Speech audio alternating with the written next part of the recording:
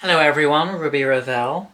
I've been busy travelling to the four corners of the earth and sometimes even finding extra corners that shouldn't be there. And while I'm exploring these non-Euclidean geometries of the earth and all the parallel earths that are contained within this one, I accidentally stumbled into the Valley of the Shadow of Death. And while I was there, I met a very helpful demon who said, "Ruby, you haven't made a video about the sun square to Pluto yet. What are you doing? Stop wasting time. You got to give the people not just what they want, but what they need. But more than anything, you need to instill fear in their hearts. You need to scare them. You need to make a video so horrifying, so eldritch, so macabre that even H.P. Lovecraft himself would rather turn himself into a bottle of H.P. sauce than put himself in the position of enduring the frights that you will deliver." And I thought about it and I said, well, I'm not sure it's going to be that scary, but if anyone knows anything about Pluto, I don't need to be the one to make them feel a little bit of dread and put a little bit of pee inside their panties.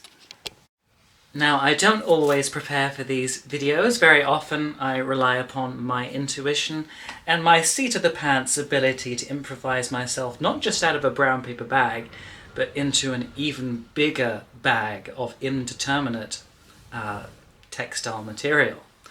But when I do find myself stuck with an aspect where I feel that those words and thoughts aren't quite flowing as Mama Ruby would wish they could, I'll look at the aspect at play and I will look at how it has gone over my life repeatedly and then begin to assimilate the themes I see arising therein.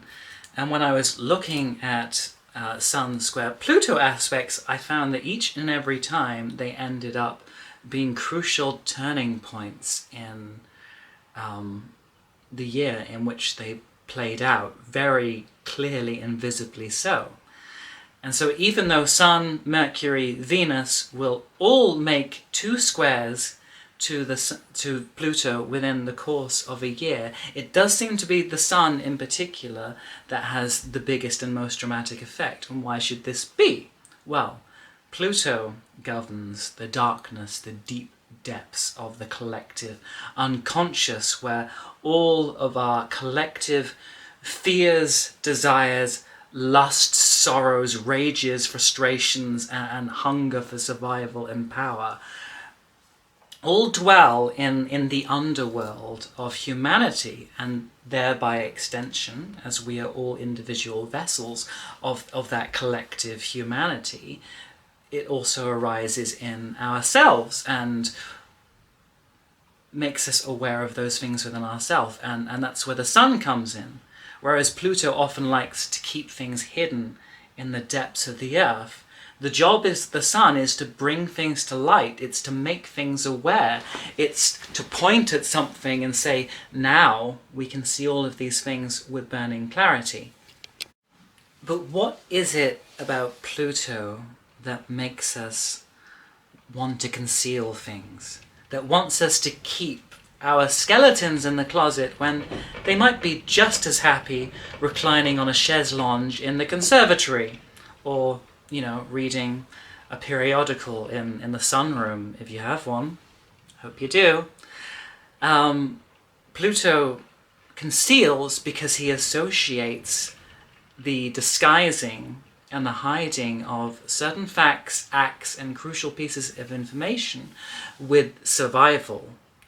There is a social contract that we all operate on that demands a certain level of social harmony and interpersonal civility, that there are certain parts of human behavior that we should express if we all want to get along well together as human beings, and many others that we should minimize, conceal, or just downright deny if we don't want to be excommunicated, if we don't want to be seen as being a criminal, turbulent, rebellious, force in this orderly world. And the fact is, all of us have elements of us that are in some way taboo, transgressive, dangerous, bestial, murderous, jealous, resentful, hateful, odious, conniving, and whatever other list of infernal adjectives that you want to help that sentence run along with. But we pretend they're not there. We want everyone to go along and think that we are good, noble, virtuous human beings with pure intentions, unless you have Pluto in your 1st or 10th house, in which case you want everyone to think that you're a terrifying badass or secret hitman who's going to just come out of the sky and kill anyone, even if your moon tells you that you're as soft as a little bunny. But we do have those social contracts that reinforce the fact that if we want to carry on belonging to the rest of the human race, then there are certain parts of us that we would do very well to keep away from hidden eyes. And on a deeper level, we all know this. We all know we have our monsters, we all know we have our shadows, and we all know we have our demons, even if we're not willing to admit it to ourselves or one another. But part of that contract is basically saying, so long as it's not visible, so long as any people don't know about it, it's okay. And Pluto understands this. He understands the rule of the jungle, that like the Spartans when they were training their children, that you got punished for being caught, not for the crime that you committed.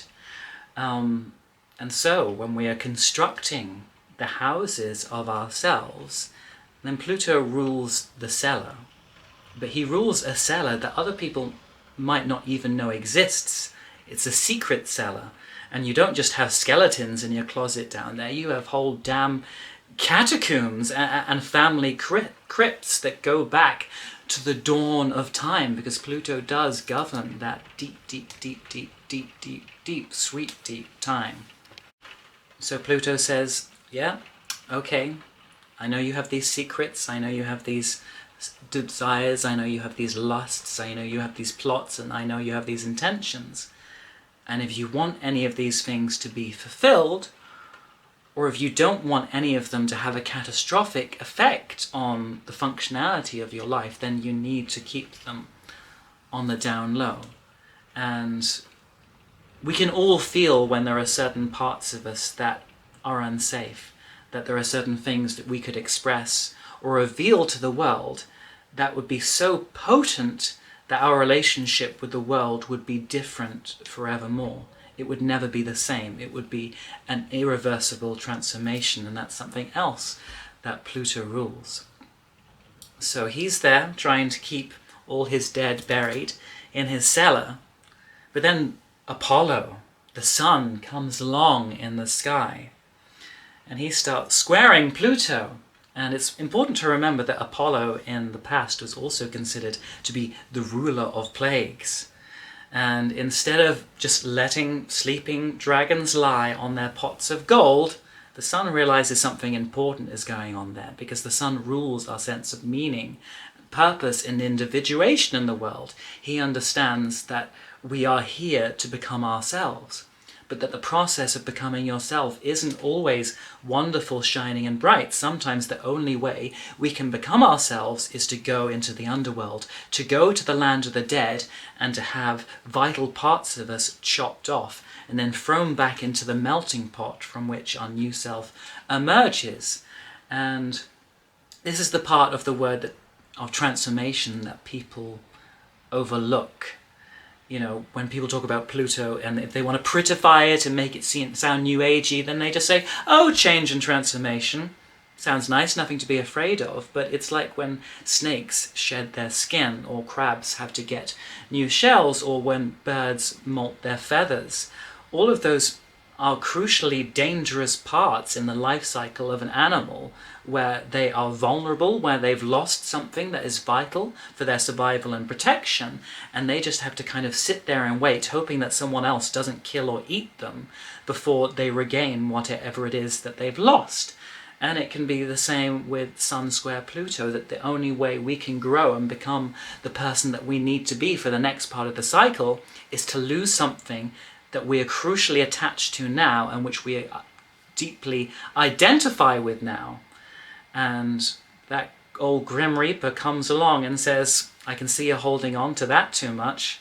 That's not going to get you anywhere. The only way you're going to get to that noonday point is if I take it away from you, and you realize the limits of your power and control, and become a maturer and deeper person through confronting that horrific lesson of life.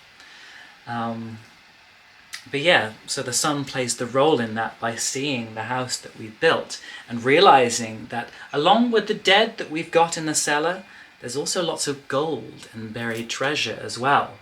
So rather than just turning a blind eye to Pluto and just letting him get on with all of his underworldly gangster crime mobs and dodgy deals, instead Apollo starts bashing some tin pots very loudly together and saying, "Bring out your dead! Bring out your dead!" And he knows there's the secret cellar there. And he also knows the only way he's going to get to that cellar where you've buried all those skeletons is to rip that house off its damn hinges and throw it away and demolish it. And when the dust is cleared and the rubble has all scattered, everyone will see exactly what it is we've been hiding all along. But there does seem to be a narrative element to how this aspect often plays out.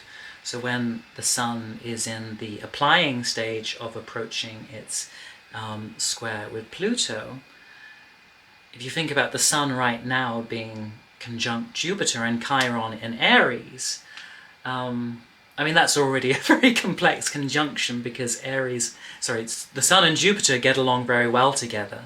The sun in Aries feels heroic, it feels hopeful, it feels optimistic, and Jupiter kind of puts an avuncular arm around this young lusty knight who wants to take on the world and says, the world is so much bigger than you think, and you are so much bigger than you think. You have all this potential within you. You have such wealth of meaning within you, such wells of power and puissance and possibility, and stick with me, boy, and I will show you all there is to know. There are far more horizons that we can have adventures over than you currently wish, but Chiron is making them both feel wounded, and so there's this sense of the sun and Jupiter trying to smile and be heroic and optimistic in the face of the suffering that they feel inside about the basic pain of existence. They say, I am hurting, but I am going to adventure and seek out greater meaning and purpose in life so I can find a way of healing the hurt that I feel within and then offering that healing to others. But Pluto makes the whole problem much more intense. If we think about Sun, Jupiter, Chiron, all having this very strong will, this strong drive to prove themselves in the world and to dedicate all their energies to achieving what it is that they want, what it is that they feel will most help them become themselves, then Pluto then is the arch nemesis. It is Grendel to Beowulf, it is Smaug to Bilbo Baggins, it is Darth Vader to Luke Skywalker. It is this great opponent that we realize is not only the big monster out there in the world that could be the thing that crushes us and prevents us from fulfilling our dreams, but that also somehow taking on that monster is also what will help us fulfill those dreams at the same time. So there's a strange dualistic resonance in terms of our relationship with that force out there that seems to be undermining us, that seems to be obstructing us, that seems to be destroying our best laid intentions for what it is that we want to shine most clearly in the world. And that opposition provided by a square from Pluto can actually initially give us a strong sense of determination. We know we are entering into the valley of the shadow of death. We know that there is trouble ahead. We know that there are big forces that we have to take on. And so we summon up all of that boss bitch energy that Aries wants to see itself producing in the world. And we say, all right, I've got this. I have this steely, indomitable will that will not be beaten. I know what my goals are, and the fact that there is something that could destroy those goals and eat them up and chew them up as though they were nothing only makes me more certain of what it is that I want and how deeply, unto the very depths and unto the very depths, that's how much and how hard I'm going to go at it. I'm going to put on all my armor. I'm going to take up my lance, and I'm going to control all of my energy as much as possible and not waste a single droplet, all so that I am completely focused for whatever difficulties are ahead. And I am determined that through my nobility and through my purity of intention and through my sheer unwillingness to be overcome and to destroy whatever tries to stop me, I will succeed. And yet the harsh lesson of Sun square Pluto is to realize that no matter how strong and indomitable our spirit is, not all things can be won through heroism and vigour and good intentions and from having clear goals. There are forces in the world that we cannot control, and we come across those obstacles most strongly when we are confronted with the willpower of other people. But not always just the willpower of other people, also how the willpower of individual people is then manifest as the willpower of whole nations, of whole collectives, of whole groups, of whole political movements, of whole institutions, and how when we are confronting such impersonal collectives, one person against the howling mob is a very difficult thing to face, and we can easily find ourselves overshadowed, no matter how strong our spirit is, that even if we want something from another person, if they're not going to let us pry it from their fingers even once they're dead, we have to realize there is a futility sometimes with some of our efforts involved, that sometimes literally the only way we could win in a certain situation is if we were capable of possessing someone else and doing what they want them to do for ourselves. And it's once we reach that point around the time of the exact square that we feel the rage and the fury and the frustration and the howling agony of contending with something that is beyond the limits of our ability to assert ourselves. And it's very painful. And it is this dying and grieving process, because we then realize the only way we can control the situation is by letting go of it and accepting it for what it is, in spite of our intentions to transform it into something else that would be more readily acceptable and positive to us. And if all this is getting a bit highfalutin and abstract, I will give one example from my own life back last year, during this square, where I'm a private carer, and I was looking after someone. And I had been looking after them for well over a year. I had a really close bond with them. I adored them. They were one of my favourite people I've ever met in my whole life. They were a goddess and an inspiration to me. And my job was to keep them alive, and I did a very good job of it as well. And I made them happy, and she made me happy, and it was a terrific rapport. But there reached a point in her life when she was in her early 90s where she was becoming increasingly weak and unable to be independent after a long life of having been mostly independent. And this meant that she was less willing to put in effort to do those little things that kept her alive. And over a period of months, but crucially over that month, she started eating less and less and less and less and less until she was basically on hunger strike. And I was caught in this horrible battle of wills where the person I am trying to keep alive no longer wants to be alive anymore. and every time I was going down to make them a meal, and they were handing it back with some excuse about being nauseous or just not being able to bear it, there was that initial rage I felt inside that if this person dies, there's a part of my life that dies too, and I will have failed in my mission to keep them for alive as long as possible. And it tortured and tormented me and kept me awake at night, especially as my life was so interwoven with hers in many personal and material ways. But eventually there was that breaking point after the rage and after all the anger at realizing the limits of what I could control, where I had to accept that she has made this decision for herself. She has made the decision to stop eating,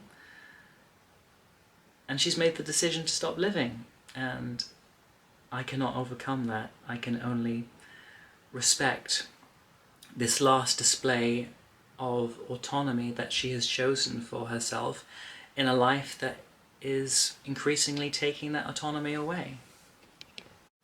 That example was a more literal one in terms of actively involving a real death beginning to take place.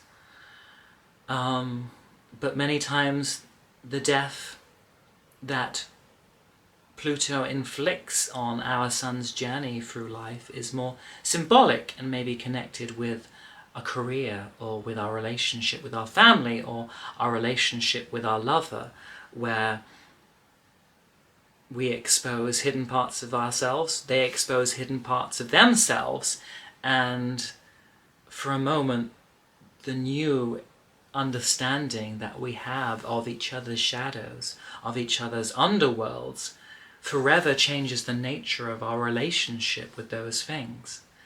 And Pluto's job is to cut away and prune and amputate all the limbs of our life that have reached a point where they are no longer sustainable, and instead to use that as firewood for new life. But the initial process of pruning and taking away something that we once loved but which we are now being forced to accept has rotted, has putrefied, has changed in some way, has died a bit, it's very painful, and there isn't any initial joy in that transformation, even if later on we might see the meaning and purpose of it. There is just that initial shock, rage and grief and anger at feeling that the world is treating us so cruelly, that we had this sunny goal in the sky for which we are reaching.